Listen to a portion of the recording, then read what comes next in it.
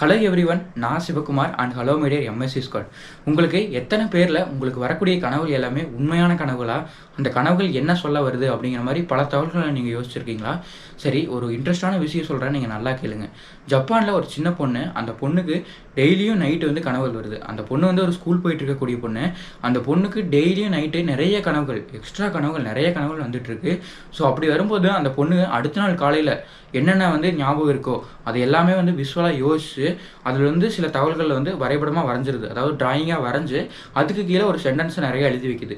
So அப்படி எழுதி வச்சு அந்த புக்கை வந்து 1099 அந்த புக்கை வந்து பப்ளிஷ் பண்ணுது. பப்ளிஷ் பண்ணும்போது அந்த புக்கை நிறைய பேர் பார்க்குறாங்க. அந்த புக்கில் அப்படி என்ன எழுதப்பட்டிருக்கு அப்படின்னா, அடுத்த ஒரு 11 வருஷத்துக்கு அப்புறம், அதாவது 2011 மிகப்பெரிய ஒரு சுனாமி, மிகப்பெரிய ஒரு அலை வந்து சுனாமி வந்து ஜப்பானையே வந்து அழிக்க போகிற மாதிரி, பல நகரங்கள் வந்து தண்ணியிலேயே மூழ்கிற மாதிரி அது எழுதப்பட்டிருக்கு.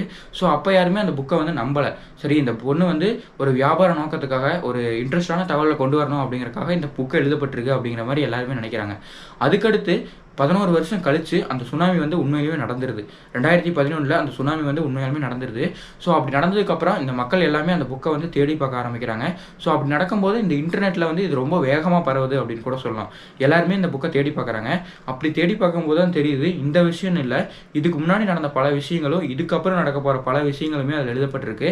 அதில் இந்த 2011 சுனாமி வரக்கூடிய டேட் முதற்கொண்டு கரெக்டாக ப்ரெடிக்ஷன் பண்ணியிருக்கு அப்படின்னு கூட சொல்லலாம். சரி, இந்த பொண்ணு யார், இந்த பொண்ணு என்னென்னலாம் எழுதப்பட்டிருக்கு, இது வரைக்கும் என்னென்னலாம் நடந்திருக்கு, இனிமேல் என்னென்னலாம் நடக்க போகுது அப்படிங்கிற பல சுவாரஸ்யமான தகவல்களை பற்றி நாம பார்க்கலாம். இது வரைக்கும் நம்ம சேனலை சப்ஸ்கிரைப் பண்ணலை அப்படின்னா மறக்காமல் சப்ஸ்கிரைப் பண்ணிட்டு பாருங்க. வாங்க நம்ம வீடியோக்குள்ளே போய் என்னென்ன தகவல்கள் அப்படிங்கிறத பார்க்கலாம். ஃபர்ஸ்ட்டு இந்த பொண்ணோட பேர் என்ன அப்படிங்கிறத பார்க்கலாம். இந்த பொண்ணோட பேர் என்ன அப்படின்னா ரயோ டாட்சுகி. இந்த பொண்ணு வந்து இப்போ ஜப்பானில் ரொம்பவுமே ஃபேமஸ் ஆகிட்டு வந்துட்டு இருக்கு அப்படின்னு கூட சொல்லலாம். அதாவது இந்த ஒரு வாரத்துக்கு முன்னாடி ஜப்பான் கவர்மெண்ட் என்ன சொல்லியிருப்பாங்க அப்படின்னா, அடுத்த 30 வருஷத்தில் எப்போ வேணாலும் வந்து சுனாமி வரலாம் அப்படிங்கிற மாதிரி சொல்லியிருப்பாங்க. ஸோ அதனால் வந்து இந்த பொண்ணோட வந்து ரொம்ப எல்லாருமே பேசப்பட்டு வந்துட்டு இருக்கு. இந்த பொண்ணு வந்து எப்போ பிறந்திருக்காங்க அப்படின்னா, டிசம்பர் 2, 1954 பிறந்திருக்காங்க. இந்த பொண்ணு வந்து ஜப்பானில் தான் பிறந்திருக்காங்க. இப்பவுமே வந்து உயிர் வாழ்ந்துட்டு இருக்காங்க அப்படின்னு கூட சொல்லலாம். இந்த பொண்ணோட வேலை என்ன அப்படின்னா, அதாவது ஒரு குறிப்பிட்ட வயசுக்கு மேலே என்ன பண்ணிட்டு இருக்காங்க அப்படின்னா, இந்த பொண்ணு வந்து மாங்கா ஆர்டிஸ்ட்னு சொல்லுவாங்க. அதாவது வந்து இப்போ வந்து நம்ம ஊரில் வந்து கார்ட்டூன் சொல்லுவாங்க, அதே மாதிரி அந்த வந்து மாங்கா காமிக்ஸ் அப்படிங்கிற மாதிரி சொல்லுவாங்க. அதாவது மாங்கா காமிக்ஸ் அப்படிங்கிறது வந்து எல்லாமே ஒரு ஃபீலிங்ஸாக எடுத்து, நம்ம கார்ட்டூன் எப்படி வரைகிறோமோ அந்த மாதிரி அவங்க ஒரு ஃபீலிங்ஸாக, ஒரு உண்மையாக வந்து ஒன்று வரைந்து அதை டிசைன் பண்ணுவாங்க. அந்த மாதிரி அவங்க வேலைகள் எல்லாமே பண்ணிகிட்டு இருக்காங்க. அதில் வந்து அவங்களுக்கு எந்த ஒரு பெரிய ரீச்சுமே கிடையாது. அவங்க யார், அதை வந்து டிசைன் பண்ணுறாங்க, அடுத்தவங்களுக்கு கொடுக்குறாங்க, அந்த வேலைகள் மட்டுமே அவங்க பார்த்துட்டு இருக்காங்க. பட் ஸ்டில் ஒரு நாள் வந்து அவங்களுக்கு வரக்கூடிய கனவுகள் எல்லாமே வந்து சின்ன வயசுலேருந்தே, அவங்க ஸ்கூல் படிக்கும்போது இருக்கக்கூடிய கனவுகள் எல்லாமே வந்து அவங்க வரைஞ்சிக்கிட்டே இருக்கிறாங்க. அதை வந்து அவங்களோட டைரியில் வந்து டெய்லியுமே வரைஞ்சி வந்துகிட்டே இருக்காங்க. அவங்களுக்கு என்ன கனவுகள் வந்தாலுமே, ஒரு சின்ன கனவுகளாக இருக்கட்டும், அதை எல்லாமே வரைஞ்சி வரைகிறது, டிராயிங்காக வரைகிறது மட்டும் இல்லாமல் கீழே வந்து அதை சென்டென்ஸோடு எழுதிட்டே வந்துகிட்டே இருக்கிறாங்க. ஸோ அது எல்லாமே தொடர்ந்து பண்ணிகிட்டே வந்துட்டு இருக்காங்க. பண்ணிட்டு வந்துட்டு இருக்கும்போது அந்த டைரியில் இருக்கிறது எல்லாமே வந்து ஒரு நாள் பப்ளிஷ் பண்ணுறாங்க. அந்த டைரியோட பேர் என்ன அப்படின்னா, த ஃபியூச்சர் ஆஃப் ஐசா, அதாவது வருங்காலத்தில் நான் அப்படிங்கிற மாதிரி, எல்லாம் வருங்காலத்தில் வரப்போகுது அப்படிங்கிற மாதிரி எல்லாமே எழுதி அதை வந்து பப்ளிஷ் பண்ணுறாங்க. அதை பப்ளிஷ் பண்ணுற ஆண்டு என்ன அப்படின்னா 1999 கூட சொல்லலாம். அதாவது 1999 பப்ளிஷ் பண்ணுறாங்க. அடுத்து 2011 தான் வந்து அந்த சுனாமி வரப்போகுது. 1999 அந்த சுனாமியை பற்றி எழுதியிருக்காங்க. அது வரக்கூடிய டேட்டு முதற்கொண்டு கரெக்டாக ப்ரிடிக்ட் பண்ணியிருக்காங்க. அதே மாதிரி அந்த 2011 வருது.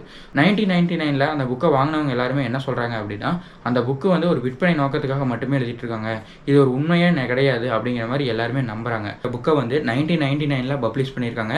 அதாவது 2011 வந்து சுனாமி வந்திருக்கு. பட் ஸ்டில் அதுக்கு முன்னாடி 11 வருஷத்துக்கு முன்னாடியே அந்த புக்கை வந்து பப்ளிஷ் பண்ணியிருக்காங்க. அந்த புக்கோட ஃப்ரண்ட் கவர் பேஜ் எப்படி இருக்கும் அப்படின்னா, அந்த பொண்ணு, அதாவது ரயோ டாட்சுகி வந்து கையை வச்சு மறைச்சிட்டு இருக்க மாதிரியும், அவங்களுக்கு பின்னாடி வந்து ஒரு பெரிய வந்து நிலநடுக்கம், சுனாமி வந்து எழும்பி வர்ற மாதிரியும், அவங்களுக்கு பக்கத்துலேயே ஒரு வந்து மலைகள் இருக்கிற மாதிரியும், அந்த பொண்ணு வந்து அதுக்கு மத்தியில் இருக்கிற மாதிரியும் அந்த ஃப்ரண்ட் கவர் பேஜ் வந்து அவங்க டிசைன் பண்ணியிருப்பாங்க.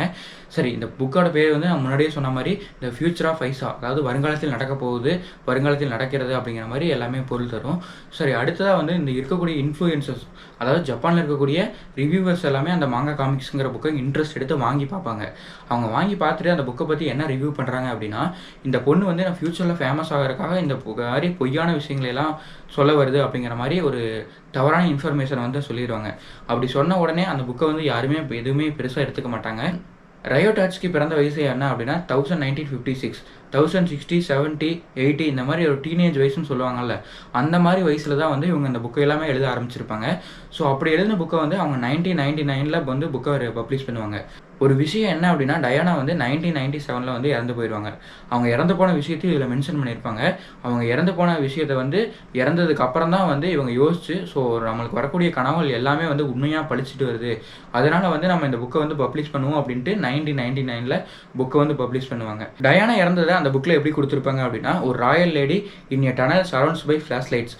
அதாவது அரச வம்சாவளியை கொண்ட ஒரு பெண் வந்து டனலுக்கு மத்தியில ஃபிளாஷ் லைட் அடிச்சு எல்லாரும் பார்ப்பாங்க அப்படிங்கிற மாரி சொல்லியிருப்பாங்க. ஆனா உண்மையா எப்படி டயானா இறந்திருப்பாங்க அப்படின்னா, டனலுக்கு மத்தியில போயிட்டு இருக்கும்போது அந்த ஜோனல் ஃபிளாஷ் லைட்னு சொல்லுவாங்கல்ல, ஃபோட்டோ எடுத்துட்டே இருப்பாங்கல்ல, அவங்க எல்லாமே வந்து அந்த மாரி பண்ணிட்டு போகும்போது ஒரு சம் ஆக்சிடென்ட்ல வந்து அவங்க விபத்துக்குள்ளாயிருவாங்க. ஸோ அதையும் இதையும் வந்து கம்பேர் பண்ணி அவங்க வந்து இந்த விஷயத்தை எல்லாமே எழுதியிருப்பாங்க. 1997ல டயானா இறந்தத வச்சு 1999ல இந்த புக்க வந்து பப்ளிஷ் பண்ணுவாங்க.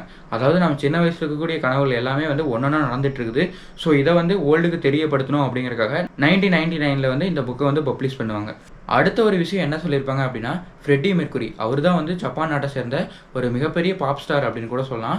அவர் வந்து 1991ல வந்து இறந்திருப்பாரு. 1991ல வந்து இறந்திருப்பாரு. ஸோ அந்த விஷயத்தையுமே வந்து அந்த ஒரு டைரியில வந்து எழுதப்பட்டிருக்கும். அந்த ஒரு விஷயத்த அந்த டைரியில எப்படி எழுதியிருக்கோம் அப்படின்னா, brightest shining ரெஸ்டன்ட் musician suddenly disappear. அதாவது மிகப்பெரிய ஒரு மியூசிஷியன் வந்து சடன்லி டிஸப்பியர் ஆயிருவாங்க, மறைஞ்சிருவாங்க அப்படிங்கிற மாதிரி அந்த ஒரு விஷயத்த சொல்லியிருக்கோம். அது மட்டும் இல்லாம 1999ல வந்த ஒரு நில அதிர்வு வந்து அவங்க மென்ஷன் பண்ணியிருப்பாங்க. ஒரு நில அதிர்வு மாதிரி அந்த ஒரு வரைபடத்தை வரைஞ்சு அதையுமே வந்து ஓட்ஸால அதை மென்ஷன் பண்ணியிருப்பாங்க. இதெல்லாமே வந்து அவங்க புக்க பப்ளிஷ் பண்ணதுக்கு முன்னாடி நடந்திருக்கு. 1999க்கு முன்னாடி நடந்திருக்கு. ஸோ அதனால வந்து அந்த ஒரு விஷயத்தை யாருமே அந்த மக்கள் நம்ப மாட்டாங்க. பட் ஒரு ஸ்டில் என்ன நடக்குது அப்படின்னா 2011 இந்த புக் எழுதினது 11 வருஷத்துக்கு அப்புறம் அந்த நிலநடுக்கத்தை பத்தி மென்ஷன் பண்ணியிருப்பாங்க அப்படின்னு கூட சொல்லுவேன். அந்த நிலநடுக்கத்தை எப்படி மென்ஷன் பண்ணியிருப்பாங்க அப்படின்னா, a massive waves following in north east Japan. அதாவது நார்த் ஈஸ்ட் ஜப்பானை வந்து ஒரு மிகப்பெரிய கடல் அலைகள், அதாவது சுனாமிகள் வந்து விழுங்குற மாதிரி ஒரு வரைபடமாக வரைஞ்சிருப்பாங்க. ஸோ அதுவுமே வந்து அந்த 2011 நடக்குது. அதுக்கப்புறம் தான் வந்து இந்த டைரி எல்லாருமே தேடி பார்க்க ஆரம்பிக்கிறாங்க. இந்த 2-3 விஷயத்தை தவிர அவங்க என்ன சொல்லியிருப்பாங்க அப்படின்னா, 2020ல வந்த கொரோனா வைரஸை பற்றி அவங்க சொல்லியிருப்பாங்க. அதாவது அந்த விஷயத்தை எப்படி சொல்லியிருப்பாங்க அப்படின்னா, அன்னோன் வைரஸ் கம்மிங் சூன் அப்படிங்கிற மாதிரி சொல்லியிருப்பாங்க. அதாவது 1999லேயே சொல்லியிருக்காங்க. ஸோ அந்த வைரஸ் வந்து ஏப்ரலில் வந்து ரொம்ப பீக்கில் இருக்கும் அப்படிங்கிற மாதிரி சொல்லியிருப்பாங்க. அடுத்தது வந்து அந்த வைரஸ் கமிஞ்சிட்டு மொத்தமாக நின்று அதுக்கப்புறம் ஒரு 10 வருஷத்துக்கு அப்புறம் அந்த வைரஸ் வர்றதுக்கான வாய்ப்புகள் இருக்குது அப்படிங்கிற மாதிரி சொல்லியிருப்பாங்க. இது வந்து அவங்க சொன்னாங்களா அப்படிங்கிற மாதிரி எக்ஸாக்டாக நம்மளுக்கு தெரியல. பட் வந்து மீடியாவால் வந்து அது பேசப்பட்டு வருது. இந்த ஒரு விஷயம் மட்டும் இல்லாமல் இன்னொரு விஷயம் என்ன சொல்லியிருப்பாங்க அப்படின்னா, ஜப்பானில் வந்து 2025ல ஒரு மிகப்பெரிய சுனாமி வரப்போகுதா சொல்லியிருப்பாங்க. ஸோ அதனால தான் வந்து இந்த விஷயம் வந்து மறுபடியும் மக்கள்கிட்ட பேசப்பட்டு வந்துருக்குது. அதாவது ஜப்பானில் பேசப்பட்டு வந்துட்டுருக்கு. அவங்க இப்போ மறுபடியும் வைரல் ஆகிட்டு இருக்காங்க அப்படின்னு கூட சொல்லலாம். இந்த வழியாக தான் நம்மளுக்கு இந்த தகவல் தெரிய வந்து நான் உங்ககிட்ட பேசிகிட்டு இருக்கேன்.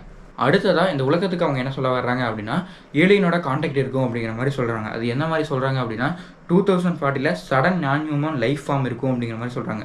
மனிதர்கள் இல்லாத ஒரு உயிர்னா திடீர்னு ஒரு புதிதொரு தோற்றத்தை உருவாக்கும் அப்படிங்கிற மாதிரி சொல்கிறாங்க.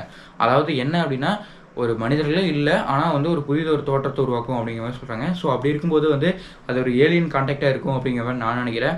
இல்லை அப்படின்னா அதில் ஒரு 50% நான் என்ன நினைக்கிறேன் அப்படின்னா, ஒரு ஏஐ இருக்கும் அப்படின்னு நான் நினைக்கிறேன். ஏன்னா ஏஐ பற்றி நாங்கள் ஒரு 10 ரிசர்ச்சஸ் எடுத்து நம்ம சேனலில் முன்னாடியே போட்டிருக்கோம். அதையும் நீங்கள் பாருங்கள். அந்த விஷயத்தை எல்லாமே கேட்டு நானே ஒரு நிமிஷம் சடனாக ஸ்டன் ஆகிட்டேன் அப்படின்னு கூட சொல்லலாம். ஸோ இதெல்லாமே வந்து ஒரு ஏஐ வந்து வர்றதுக்கான வாய்ப்பு இருக்குது அப்படிங்கிறதையும் நான் நினைக்கிறேன். இது மட்டும் இல்லாமல் இன்னும் 2-3 விஷயம் சொல்லியிருக்காங்க. அது என்ன அப்படின்னா, எர்த் மேக்னெட்டிக் ஃபீல்டில் மாறும் அப்படின்னு சொல்லியிருக்காங்க. எர்த் மேக்னெட்டிக் ஃபீல்டில் மாறும் அப்படின்னா, இப்போ டிசம்பர் மாதத்தில் மழை பெய்யுது அப்படின்னா அந்த மாதத்தில் மழை பெய்யாமல் பனி, காற்று, வெயில் இந்த மாதிரி மாறி மாறி வரும். பருவநிலையே மொத்தமாக மாறிடும் அப்படின்னு கூட சொல்லலாம். அடுத்தது என்ன அப்படின்னா, sea of peoples in light in dark. அதாவது வந்து ஒரு இருட்டு அறைக்குள்ளே மொத்தமாக ஒரு விளக்குல நம்ம இருக்கிற மாதிரி அப்படிங்கிற மாதிரி சொல்லியிருக்காங்க. அதாவது வந்து ஒரு சிற்பிக்குள்ளே எந்த ஒரு உயிரினம் இல்லாமல் இருந்தால் எப்படி இருக்கும் அந்த மாதிரி சொல்லியிருக்காங்க. அடுத்தது வந்து என்ன அப்படின்னா, யூத் லேட் ரிவால்யூட். மனிதர்கள் வந்து ஒரு உயிரினம் இல்லாத ஷெல்லை வந்து வாக்கிங் செல்ஸ் மாதிரி, அதாவது ஒரு மைண்ட் லாஸ் ஆனவங்க மாதிரி சுற்றிட்டே இருக்கிறது அப்படிங்கிற மாதிரி சொல்லலாம். அடுத்தது என்ன சொல்லியிருக்காங்க அப்படின்னா, there will be a time. இதெல்லாம் வந்து ஒரு காலம் அப்படிங்கிற மாதிரி சொல்லியிருக்காங்க. ஸோ இது எல்லாமே வந்து இந்த உலகத்துக்கு சொல்லியிருக்கிறது எல்லாமே ரொம்ப ஒரு கெட்ட விஷயம் அப்படின்னு கூட சொல்லலாம். அவங்க சொன்னது மொத்தமாகவே வந்து ஒரு கெட்ட விஷயம். பட் அவங்களுக்கு என்னென்னா இந்த கனவுகள் வந்து எல்லாமே ஒன்று நடந்திருக்கு. ஸோ அது மட்டும் இல்லாமல் அவங்க என்ன சொல்லியிருக்காங்க அப்படின்னா, ஒவ்வொருத்தருக்கும் வரக்கூடிய கனவுகள் எல்லாமே எழுதி வச்சு பாருங்கள், அதுலேயுமே உங்களுக்கு பாதிகள் நடக்கும் அப்படிங்கிற மாதிரி சொல்லியிருக்காங்க. பட் இது எல்லாமே கெட்ட விஷயமா இருக்கிறனால நம்ம அதை கெட்டதாகவே எடுத்துக்குவோம். ஸோ இதை வந்து நம்ம வாழ்க்கைக்கு எடுத்துக்கிட்டோம் அப்படின்னா நம்மளால் எந்த ஒரு விஷயத்தையுமே சாதிக்க முடியாது. இது நடக்காது அப்படிங்கிறத நம்பிட்டு நம்ம வாழ்க்கையை தொடங்குவோம். பட் எனிவே எதாவது இருந்தாலும் கண்டிப்பாக நல்லதே நடக்கும்னு நினச்சிட்டு இந்த வீடியோ நான் முடிச்சுக்கிறேன். இது வரைக்கும் நம்ம சேனலை சப்ஸ்கிரைப் பண்ணல அப்படின்னா மறக்காமல் சப்ஸ்கிரைப் பண்ணிட்டு பாருங்கள். இணைந்திருங்கள். நான் உங்கள் சிவா.